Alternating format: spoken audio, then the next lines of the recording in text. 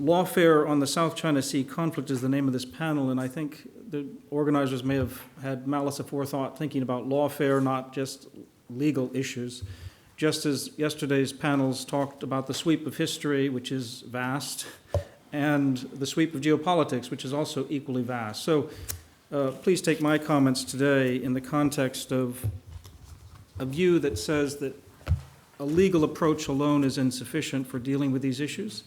And also dispute management mechanisms, as important as they are, as important as the rule of law is, are insufficient as well. They need to be set in a broader context. My particular work delves into U.S. policy, so I unapologetically take a view that tries to provide an independent assessment, an unofficial assessment of U.S. policy. And let me make three broad points in my comments this morning. The first one is that from a U.S. policy perspective, China has been and remains the main source of instability in the South China Sea. And this has been unavoidable to some extent by dint of geography and China's rise. So no blame on China, but just because China's big and there's history and things are happening very rapidly, that's part of it. But also, a lot of it is much more active policy intention coming out of Beijing, certainly since 2010, spurred in part by the international legal processes that we talked about, the Note Verbal in 2009, and all of the catalysts that created in terms of accelerating disputes and getting your position as strong as possible in the court of international law and opinion was very important, and that was accelerating a more assertive China. I've written about this in a number of reports, including talking about China's development of what I call tailored coercion in two specific instances that we saw highlighted yesterday. One of them was when Carl Thayer talked about the HD 981 oil rig and using the 80 to 100 ships around that oil rig in disputed waters.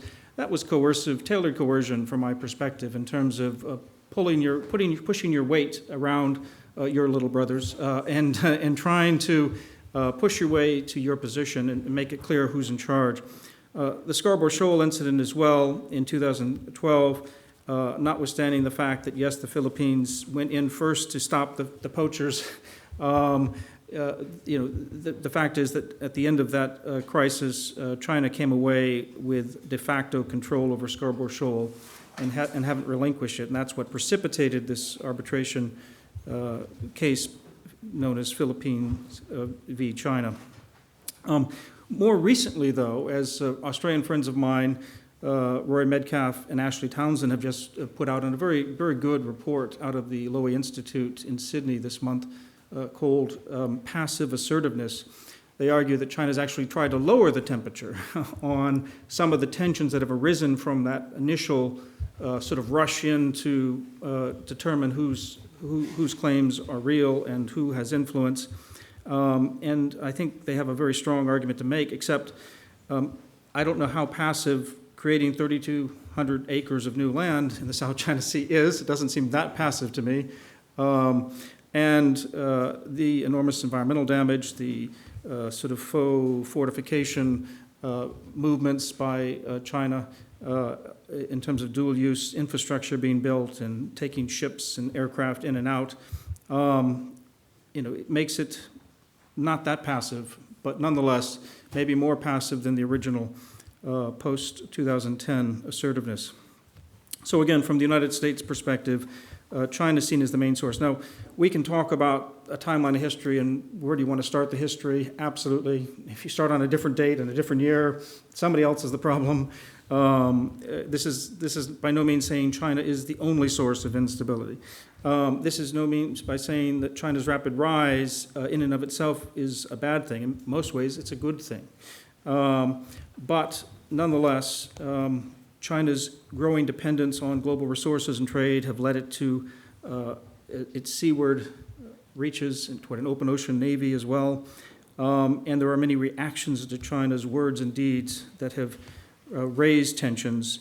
And China prefers to point the blame on those who are calling out China and reacting to China.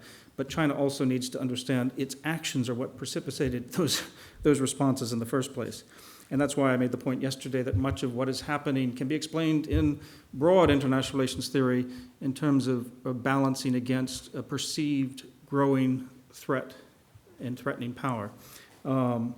This is complicated because China is not just a challenge and even less a threat. It's as much of a partner, as was mentioned yesterday, in the international system, the economy, global issues, and so on. So it makes it very, very complicated to deal with.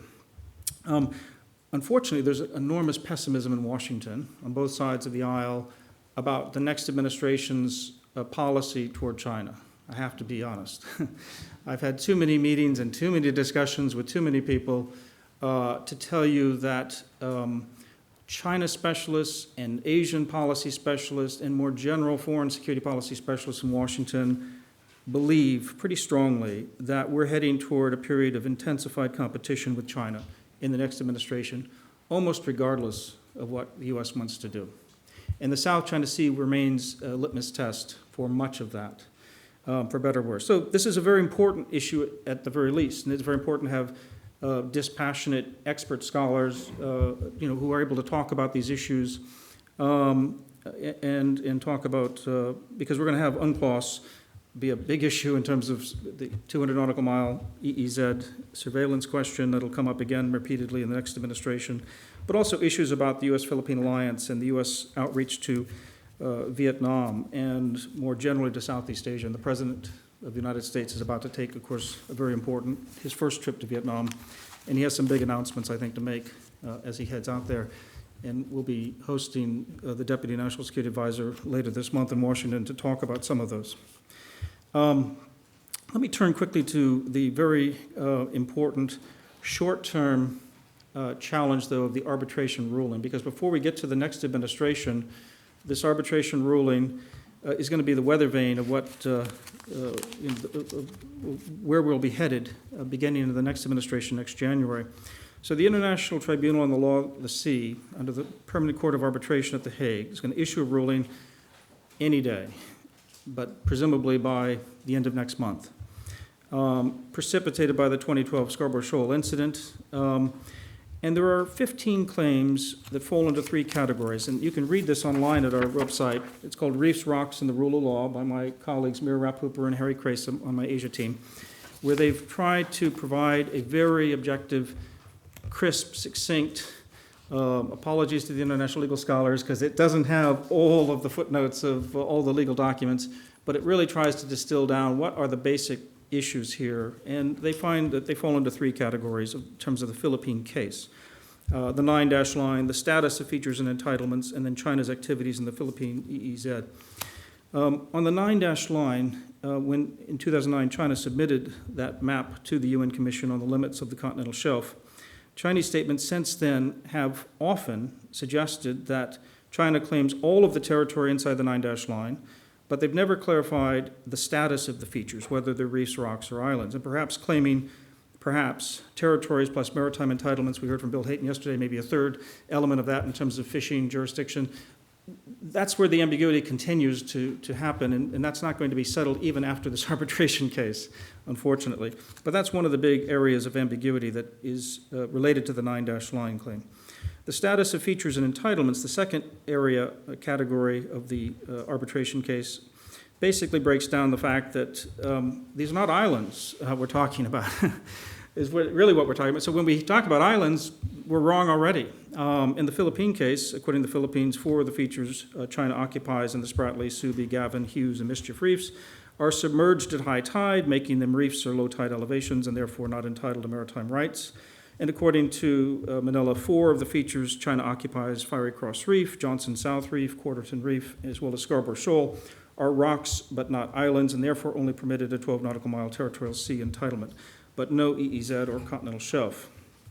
There are huge questions about Taiwan's sort of Ituaba, Taiping Island. I'll be at the inauguration in a couple of weeks. It'll be very interesting to see where the new incoming president of Taiwan takes her position after the arbitration, a very, very important test for her leadership.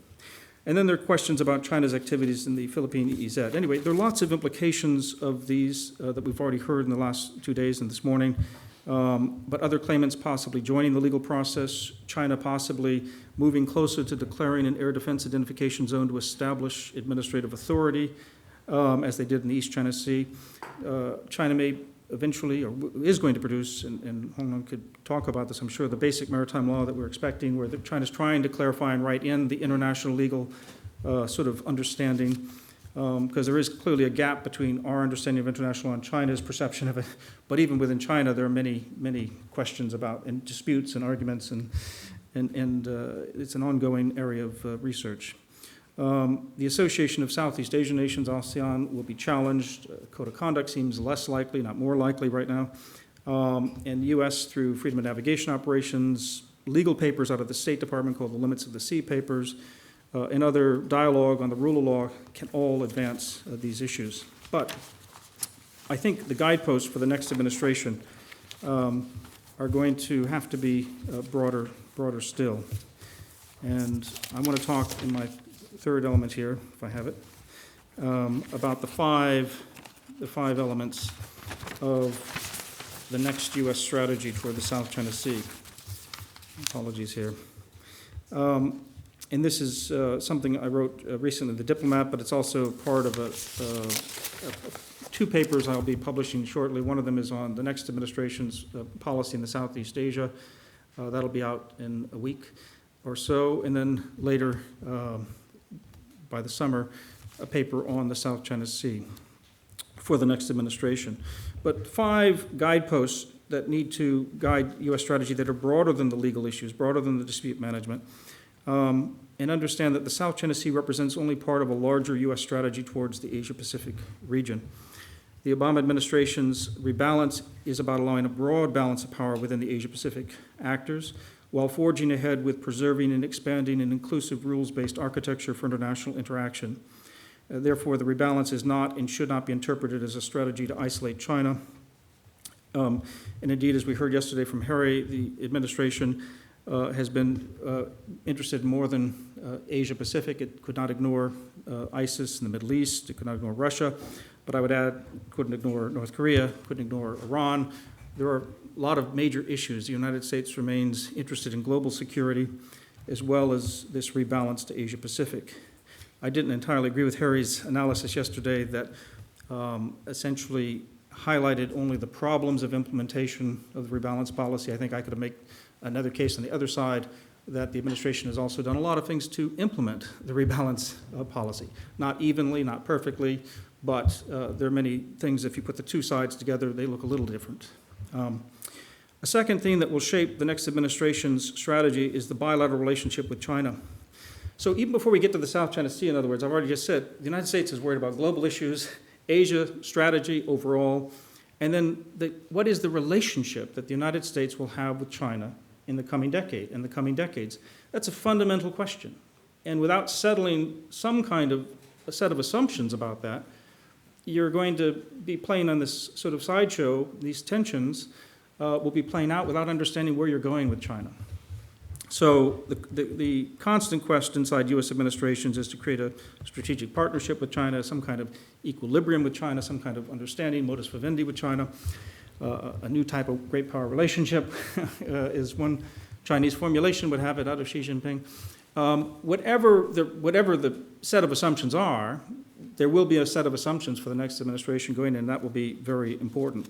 And I think here it's just very important to remember that even in the Pentagon and the Department of Defense, that a lot of the generals and admirals who are often quoted, even making more provocative statements, I think Admiral Harry Harris in the Jane Perla's article of the New York Times today, overstating the case, that somehow he's a provocateur.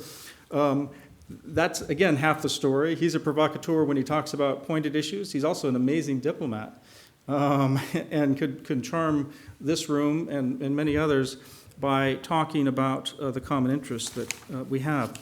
There's a reason why Chinese are going to be participating in RIMPAC, and again, let me take exception with Harry's statement yesterday. He's right, one can make a case for not inviting China to RIMPAC, but I can make a case for inviting China to RIMPAC, and I have made the case. And those cases are, this is the biannual region-wide military naval exercise in the Pacific. And the United States invites countries from the entire region, to build confidence, to build understanding, to build a basic level of cooperation to deal with the whole range of contingencies that deal with disasters and search and rescue. And certainly we've seen in Asia in the last few years with Malaysian airliner, with natural disaster, no shortage of those very real humanitarian crises. And they're not going to stop. Now, that doesn't necessarily mean we do RIMPAC to change China's behavior or with the expectation that China will now see it our way and will absolutely disagree with U.S. policy. That's not going to happen. That's unrealistic.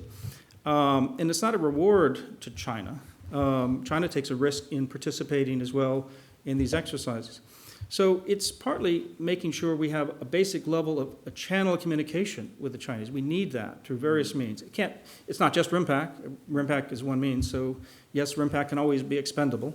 But there's another major reason why the United States invites China to RIMPAC, and it has nothing to do with China per se. It has to do with everybody else in the region. Because in the region, especially in Southeast Asia and the South China Sea claimant states in particular, if the elephants fight or dance, the mice get trampled. And they want to make sure, will the United States be a responsible stakeholder? Forget about China. Will the United States, that's why ASEAN was created, was partly to maintain outside major powers, including China, the United States, and others, to make sure they didn't trample on Southeast Asian interests directly, because there is a problem there. So anyway, there are a lot of reasons to do this. Nonetheless, China poses two salient challenges to U.S. national security interests from our perspective. They pose a coercive threat to regional order by exploiting law enforcement and non-state actors, low threshold or limited violence capability, the so-called gray zone situations, in order to expand China's influence at the expense of its neighbors while avoiding outright war. That's the tailored coercion, even the passive assertiveness that I've referred to already. That's from a U.S. perspective. We may not be right, but that's how we see it. And we didn't just make it up either. If you go back to the 2010 Vietnam ASEAN Regional Forum, where we had that nice exchange about you're a big power, we're small powers. That's also where Hillary Clinton, then Secretary of State, stood up and kind of drew a line in the water and kind of signaled a much stronger U.S. position on the South China Sea, raising questions in China in the region.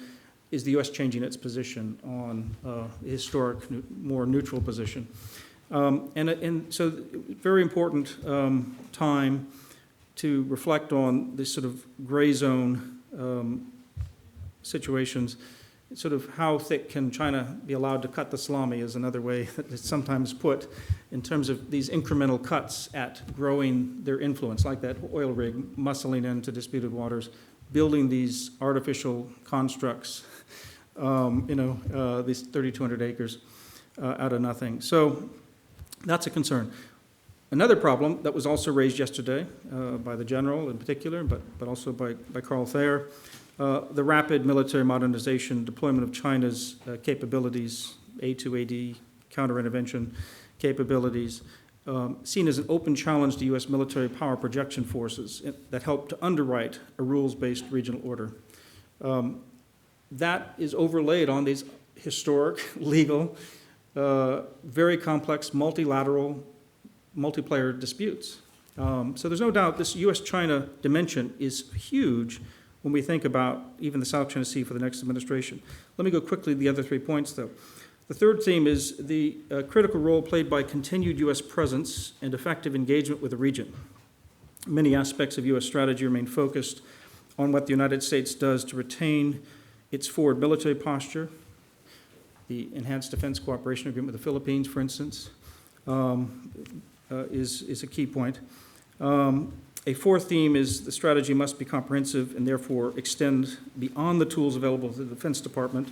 Largely, the U.S. goals are about the rules, about trade, commerce, freedom, and that's where Shamefair, I think, from Harry, let me endorse what he had to say yesterday, absolutely plays a role, and economic leverage is critical for the United States. And then fifth and finally, the U.S. policy must achieve greater clarity about U.S. interests, even while U.S. decision makers will necessarily wish to retain flexibility over how to calibrate its words and deeds. So these are some of the guideposts that are going to try to be used for developing a strategy for the next administration in order to create this inclusive rules-based order around the South China Sea and around the Asia Pacific. So I'm out of time. Thank you very much.